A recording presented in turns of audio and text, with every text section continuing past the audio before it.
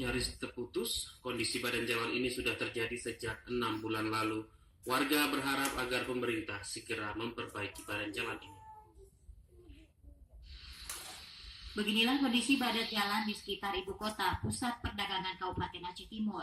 Badan jalan yang berlubang seperti ini kerap menjadi kemacetan di jalan lintas kota. Kondisi lubang membuat kendaraan yang melintas sekitar jalan tersebut harus ekstra hati-hati. Kepala Dusun Bengkel Apuk mengatakan bahwa banyak faktor negatif yang terjadi akibat lubang di badan jalan.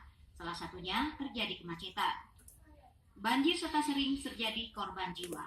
Ia menambahkan bahwa sudah selayaknya badan jalan pusat ibu kota ini diperbaiki, mengingat 2 hari lagi akan adanya momen besar yaitu NTQ di ibu kota Aceh Timur. Jika hal ini dibiarkan, maka dikhawatirkan ke depan jalan menuju pusat pasar ikan terjadi macet dan sering terjadinya kecelakaan. Dari Aceh Timur, Said Maulana, TVRI Aceh melaporkan.